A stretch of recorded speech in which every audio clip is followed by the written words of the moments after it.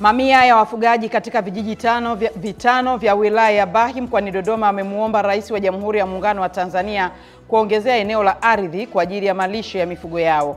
Na katika michezo, mkuu wa kikosi cha kuzuia magendo Zanzibar KMKM amempandisha cheo kamanda wa kikosi hicho anayechezea timu ya Yanga na Taifa Stars Abdalla Ahmed Baka kutoka koplo kuwa sergeant kutokana na umahiri wake katika soka.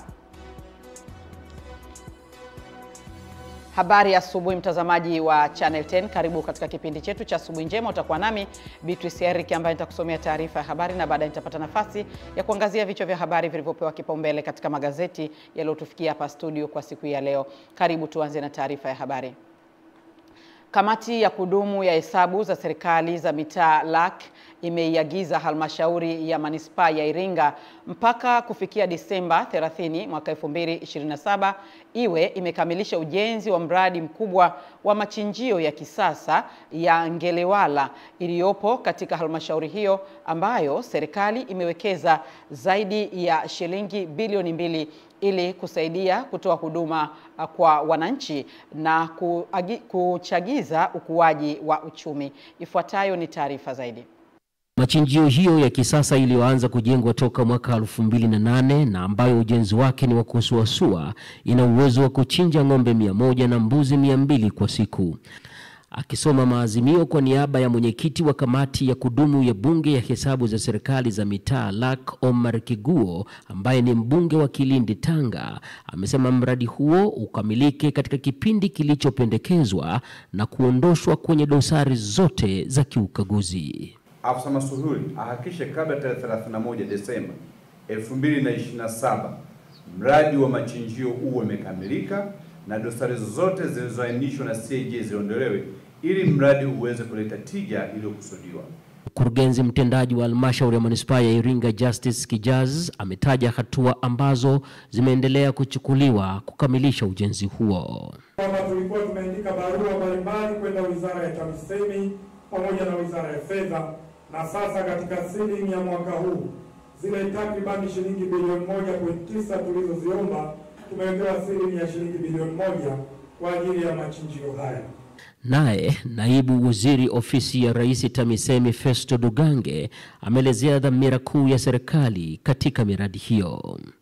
Ni dhamira ya serikali na ni dhamira ya Mheshimiwa Rais Dr. Samia Suluhu Hassan kuhakikisha kwamba miradi yote na fedha zote zinazoletwa kwenye halmashauri zetu zinatumika kwa kadri ya mipango, kwa kuleta thamani ya fedha, ufanisi wa miradi na kutoa huduma zenye tija ambazo zinatarajiwa. Mradi huo utakapokamilika na kuwa tayari kwa 100%, unatarajia kutoa ajira kwa zaidi ya vijana 200. Clement Sanga, Channel 10, Iringa. Asante Clement Sanga kwa taarifa hiyo. Mamia ya wafugaji wa asili kutoka katika vijiji vitano vya Mayamaya, Zamahal na Mtungutu, Chiteleli na Mkongoni vilivyopo wilayani Bahi mkoani Dodoma wamemuomba Rais wa Jamhuri ya Muungano wa Tanzania Dr. Samia Suluhu Hassan kuongezea eneo la ardhi kwa ajili ya malisho ya mifugo yao, kilimo na makazi kutokana na eneo wanaloishi kwa sasa kuwa finyu, hivyo kusababisha migogoro miongoni mwao. Taarifa zaidi na Amani Mbando. Kwa mujibu wa wananchi hao ni kuwa hapo awali walikuwa wakiishi kwenye vitongoji vya asili ambavyo ni Dise, Namazi, Chimbezo, Nanga na Masimba kabla ya kuhamishwa ili kupisha shughuli za uhifadhi, lakini kwa sasa wakazi hao wanadaiwa kuongezeka na kushindwa kuendesha shughuli zao za uzalishaji kutokana na ufinyu wa eneo hilo. Kilio chetu ni kwamba tusikilizwe, haki yetu na sisi au kilio chetu kwenye ombi hili la msingi kwa wananchi hawa. Mama asikie na abariki. Ndio mtoa baraka za nchi ya Tanzania. Ndiyo anayeweka maendeleo ya aina yoyote Tanzania. Atakachotamka tunaamini kafanya mama yetu. Lakini tukiingia huko kunakuwa na changamoto ya kukamatwa. Basi ukikamatwa unalipa. Sasa mimi si laumu kulipa. Najua wale wako kisheria kwa sababu si kazi yao. Lakini sasa ndio maana tumeona ni vizuri tuingie kwenye ombi kwa mama.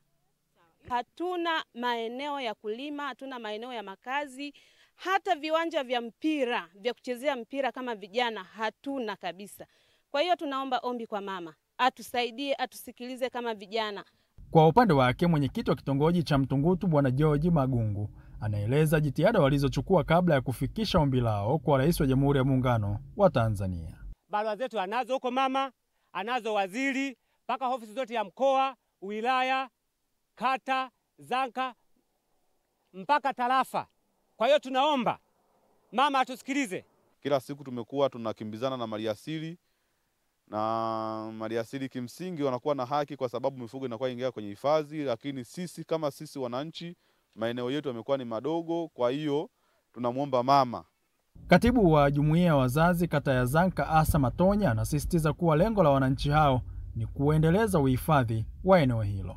Na sisi tumekuwa kipaumbele kuulinda, lakini sasa tunaomba kwamba maeneo yatakayobakia sisi tutaendelea kuyalinda kwa ushirikiano mzuri kabisa. Tutaunda hata kamati ya ulinzi. Amani Mbando, Channel 10, Dodoma. Katibu mkuu kiongozi na katibu wa Baraza la Mapinduzi Zanzibar Mhandisi Zena Ahmed Saidi amesema ili Tanzania iweze kufikia malengo endelevu ifikapo mwaka 2030, Watanzania wote wanatakiwa kushirikiana kikamilifu katika utunzaji wa vyanzo vya maji. Tupate taarifa zaidi. Ameyasema hayo jijini Dar es Salaam wakati wa ufunguzi wa mkutano wa pamoja kujadili mafanikio na changamoto ya utekelezaji wa mradi wa maendeleo ya sekta ya maji awamu ya 3 sambamba na maadhimisho ya wiki ya maji. Amesema kwa sasa hali ya upatikanaji ni nzuri hususan katika maeneo ya mijini. Na tunatarajia kwamba tutapata mapendekezo ambayo yatasaidia kwenda kutatua haya yaliyobaki, kumalizia hii program, lakini pia kuleta mapendekezo ya program nyingine gani ifanyike katika kuhakikisha kwamba swala la maji linakuwa linamfikia kila mwananchi kama inavyotakiwa katika dira yetu ya maendeleo. Lakini pia na tuna haya masuala ya development na SDGs wanaita pia natakiwa kwamba kila mmoja awe anapata maji yaliyo safi na salama. Kwa hiyo hiki ni kikao ambacho kitasaidia sana katika kutupeleka huko. Akizungumzia mchango wa mradi huo ambao ulianza kutekelezwa mwaka 2009, Katibu Mkuu Wizara ya Maji Mhandisi Mwajuma Waziri amesema inachangia kwa kiasi kikubwa kufikia asilimia hizo na kwamba Tanzania iko katika nafasi nzuri kwenye hali ya upatikanaji wa maji ikilinganishwa na nchi nyingine zilizoathiriwa na mabadiliko ya tabia nchi. Nyingine kama umeona wametaja gharama za utekelezaji wa miradi. Tunazungumzia Tanzania imebarikiwa ina vyanzo vingi vya maji, lakini changamoto kubwa inakuwa ni usambazaji, kwa sababu ile miradi kuyatoa maji sehemu yalipo kwenda kufikisha sehemu ambako hakuna maji inahitaji fedha nyingi, na wakati mwingine maji hayo ambayo yako juu ya ardhi inahitaji pia kuyatibu. Umeona? Kwa hiyo hizo zote ni gharama. Umeona wamezungumzia kuna swala la gharama kubwa inayohitajika kwa ajili ya ujenzi wa miradi mbalimbali. Katika kipindi cha miaka 4, serikali ya awamu ya 6 mkoa wa Ruvuma ulipokea jumla ya shilingi bilioni 179.2 kwa ajili ya matengenezo ya barabara kupitia wakala wa barabara Tanzania TANROADS na wakala wa barabara za vijijini na mijini TARURA. Ditanyoni anaarifu kutoka Ruvuma. Hayo yamebainishwa na mkuu wa mkoa wa Ruvuma Kanali Ahmed Abbasi Ahmed wakati wa kikao cha bodi ya barabara, ambapo amesema fedha hizo zimesaidia ujenzi wa barabara mpya za rami, changarawe, ukarabati wa madaraja na makaravati, hali ambayo imewarahisishia wananchi wa mkoa huo usafiri na usafirishaji wa bidhaa mbalimbali nyakati zote. Na katika kipindi cha miaka 4 mfululizo kuanzia 2021, 2022 na 2024, 2025 serikali imekusha kutoa jumla ya shilingi bilioni 179.2 kwa ajili ya matengenezo na ukarabati wa barabara mkoani Ruvuma. Ndugu wajumbe, kiasi hiki cha fedha nilichokisema ni kikubwa. Hatuna budi kumshukuru binafsi Mheshimiwa Rais wa Jamhuri ya Muungano wa Tanzania Daktari Samia Suluhu Hassan kwa kutuwezesha kufanikisha utekelezaji wa mipango na maendeleo katika sekta ya barabara ndani ya mkoa wetu. Kwa upande wa meneja wa TANROADS mkoa Mhandisi Sare Juma na meneja wa TARURA Mhandisi Sylvester Chinengo wakaeleza mafanikio waliyopata katika kipindi cha miaka 4 kwenye miundombinu ya barabara. Daraja la Mitomoni ambalo linatengenezwa kwa gharama bilioni 9.2 na mkandarasi ni Ovans. Manufaa yake ni kuunganisha wilaya ya Songea na wenzetu wa Nyasa, kama unavyofahamu sasa hivi wanatumia mtumbwi kuvuka mto huo. Lakini tunakusudia kutengewa shilingi bilioni 22 zilizogawanyika kwa mgawanyo ufuatao. Fedha kutoka mfuko wa barabara kwa maana bajeti ya matengenezo ni bilioni 7.44, ambapo ndani yake tutafanya matengenezo ya kawaida kilomita 489 kwa shilingi bilioni 1.5. Na hapa wabunge wa mkoa wameishukuru serikali ya awamu ya 6 jinsi inavyoboresha miundombinu ya barabara, huku wakiomba kuunganishiwa baadhi ya barabara kwa kiwango cha lami mipakani ili kuinua uchumi wa mkoa. Kwa hiyo hali si nzuri sana. Tunashukuru serikali kwamba imeendelea kuziboresha barabara hizo kwa kiwango cha changarawe, lakini nadhani ni wakati mwafaka sasa hii barabara ya kutoka Peramio lakini kuelekea kule Mgazini, na fikiri ni muhimu tukaanza na yeye kuitizama na kuiweka kwenye mpango kupitia wakala wa barabara wa mkoa, kwa sababu ni barabara ambayo inasimamiwa na mkoa. Kutoka Songea mkoani Ruvuma, Ditanyoni, Channel 10. Asante Ditanyoni kwa taarifa hiyo. Wilaya ya Hanang imeiomba serikali kutazama upya bajeti ya utekelezaji wa miradi inayoidhinishwa kwa wakala wa barabara za mijini na vijijini TARURA kwa madai kuwa bajeti yake ni ndogo isiyokidhi mahitaji, hivyo kuendelea kuwa na miradi mingi viporo inayozua malalamiko kwa wananchi. Mwanahabari wetu Elia Kimani anaarifu zaidi. Ombi la halmashauri hiyo la Hanang limetolewa kwenye kikao maalum cha kujadili rasimu na mpango wa bajeti ya mwaka wa fedha 2025-2026. TARURA imetengewa bilioni, tumepanga kutumia bilioni 2.3. Changamoto ya kwanza ni ufinyu wa bajeti. Changamoto ya pili ni kutopokea fedha kwa wakati. Ya tatu, uharibifu wa miundombinu unaosababishwa na matumizi mabaya ya hifadhi ya barabara kama vile kupitisha mifuko, kujenga. Kwetu hali sio nzuri. Kwa hiyo kitu kikubwa ni hicho. Kwa serikali sasa ni nani? Tunamtuma nani? La pili, akija waziri huko, tamkeni hayo. Sasa ninaanza kusema migogoro ya ardhi nini. Tamkeni haya ya barabara. Waziri akija, bwana tuna matatizo ya barabara, ili aipeleke na yeye. Kwa hiyo hii ni kazi yetu, tuifanye sisi wenyewe. Yeye kama meneja wa TARURA, yeye atapeleka tu matengenezo yanayohitajika na anatoa shilingi yake, lakini kiasi chake ni kweli. Fedha hizi zikija kwa wakati, hata kama zitamaliza changamoto, lakini zitatusaidia kwa kiwango. Bajeti ya ndugu Mria ya TARURA haitoshi. Ningeomba kama ambavyo pia halmashauri zingine zinafanya. Ukija kwa maeneo ya Ganana, magari makubwa yanayobeba mazao, makaravati yale yamevunjika.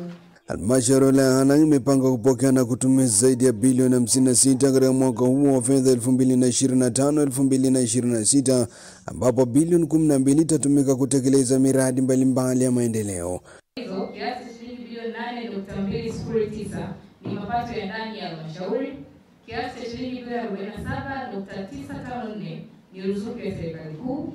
Aidha, kati ya fedha hiyo ya ruzuku ya serikali kuu, kiasi cha shilingi bilioni 2.4 ni kwa ajili ya matumizi mengineyo, yani OC, kwa ajili ya uendeshaji wa ofisi, na kiasi cha shilingi bilioni 33.371 ni kwa ajili ya kulipa mishahara ya watumishi, na shilingi bilioni 12.146 ni kwa ajili ya kutekeleza miradi ya maendeleo. Kutoka wilayani Hanang mkoani Manyara, mimi ni Elia Kimani, Channel 10.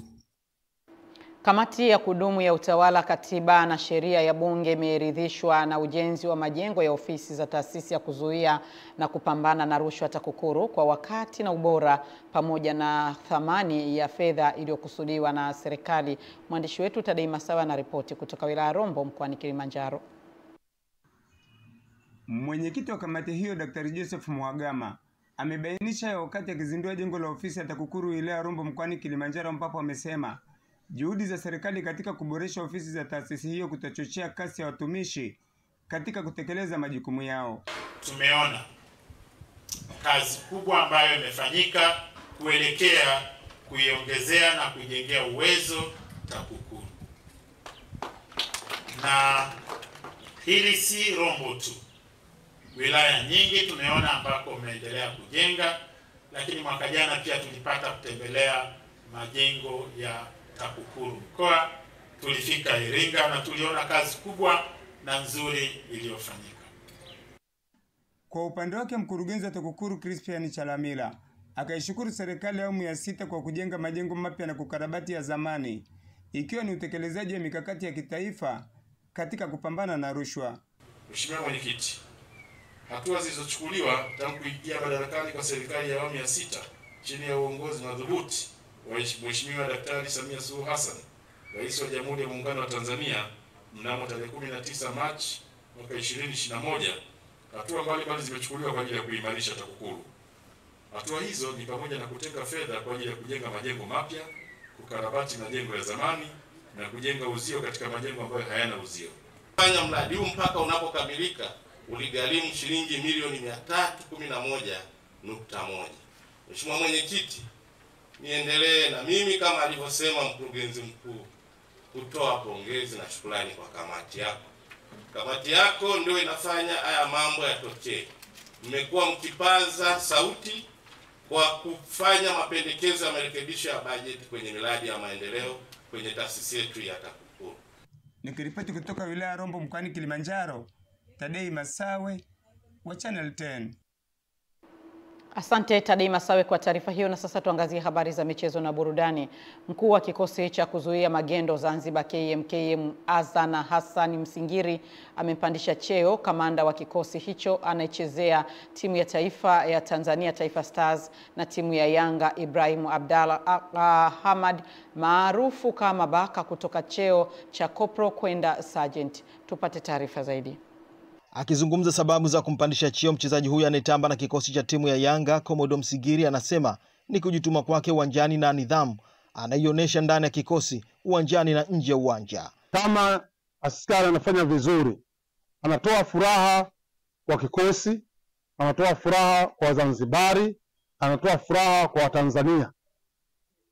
Mtu wa aina hiyo lazima, kama kikosi katika uongozi wa mwanane wa Dr. Hussein Ali Mwinyi, nasema kwamba ulipoanzisha kitu kizuri basi lazima serikali ikuunge mkono, na hicho ndicho kilichonivutia mimi Komodo Msingiri kutoa maamuzi haya ya kumpandisha ngazi mojawapo kutoka LS kuwa PO. Mkuu wa mafunzo na michezo KMKM Captain Hassan Al-Makame anasema ameridhishwa na nidhamu na mchezaji huyo toka alipopata ruhusa ya kuitumikia timu ya Yanga na timu ya taifa ya Tanzania. Nilikuwa na matumaini kwamba huyu anatakiwa kutokana na sifa hizo apande ngazi kutoka sehemu moja kwenda nyingine, na leo limefanyika hilo. Mkuu wetu wa KMKM amempandisha ngazi kutoka leading seaman na kuwa PO petty officer, ambapo kwa sasa badala ya kuwa anaitwa koplo sasa atakuwa anaitwa sergeant Ibrahim Baka. Akizungumza mara baada ya kupandishwa cheo hicho, PO Ibrahim Abdalla Hamad Baka ameahidi kuendelea kutekeleza vyema majukumu yake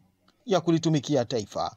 Nitaendelea kuipambania nchi yangu katika majukumu yangu, lakini pia kujitoa katika timu yangu ya taifa na kuwa mfano kuigwa katika kikosi changu, kwa sababu sina budi kushukuru kikosi changu kwa kuweza kunisupport kwa kila hatua ambayo napita.